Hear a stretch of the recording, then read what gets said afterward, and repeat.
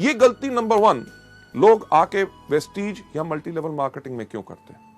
क्योंकि इस दुनिया में हर आदमी के पास एक ही सोच होती है कि दुनिया का सबसे अक्लमंद आदमी कौन? मैं।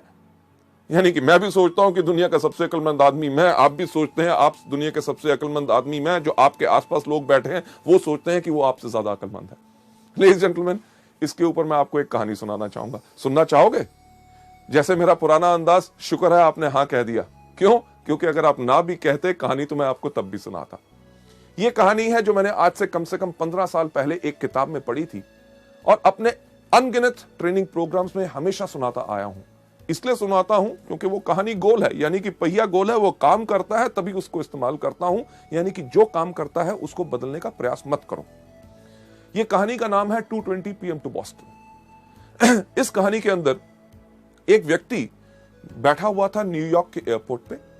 उसके पास हाथ में एक टिकट थी, उसको 2:20 की फ्लाइट पकड़नी थी बॉस्टन के लिए।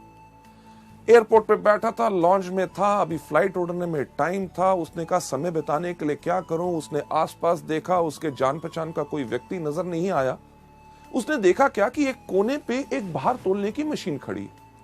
मशीन उसी तरह की जैसे हमारी बस स्टैंड या रेलवे स्टेशन पे होती है, लाल पीले बल्ब जल रहे होते हैं, एक पहिया घूमता है, सिक्का डालो तो क्या होता है?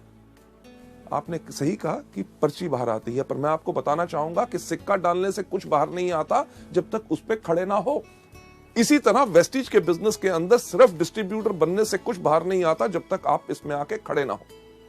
उस तरह की मशीन जब उस व्यक्ति ने देखी, उसने कहा समय बिताने के लिए कुछ तो करना है। वो गया मशीन के ऊपर, खड़ा हुआ, एक सिक्का डाला, एक पर्ची बाहर आई। उस पर्ची के ऊपर लिखा हुआ था आपका नाम है जॉन, आपका भार है 75 किलो और आपको 2:20 की बॉस्टन की फ्लाइट पकड़नी है।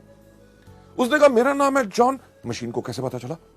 मेरा भार है 75 किलो, ये तो बताना इसका काम है।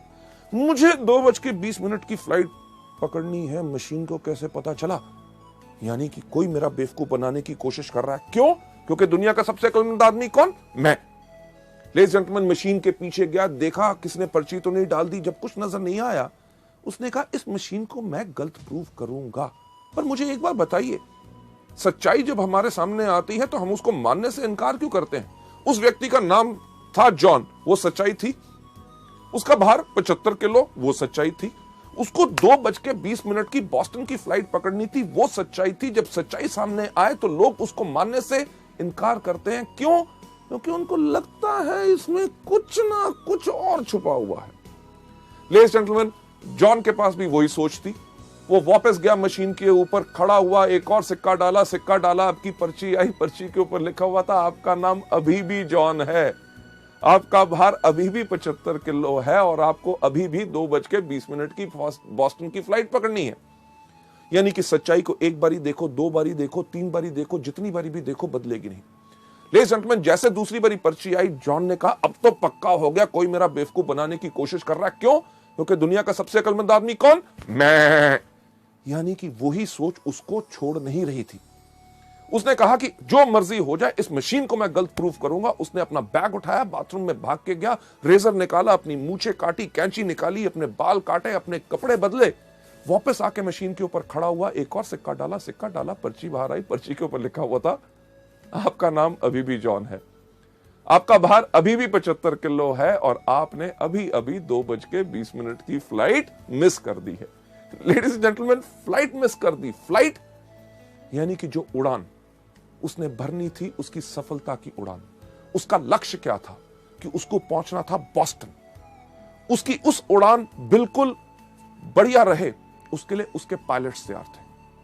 वो पायलट्स जिन्होंने उस उड़ान को कितनी बारी भरा था, उन्होंने पूरा का पूरा एरोप्लेन चेक किया था, आगे का मौसम का हाल उनको पता था कि आगे की फ्लाइट में कोई प्रॉब्लम ना आए। राइट?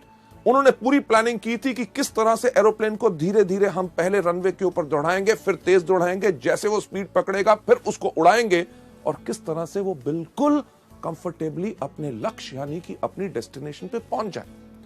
अगर व्यक्ति प्लेन पे चढ़े ही ना टिकट लेने के बाद, तो गलती किसकी?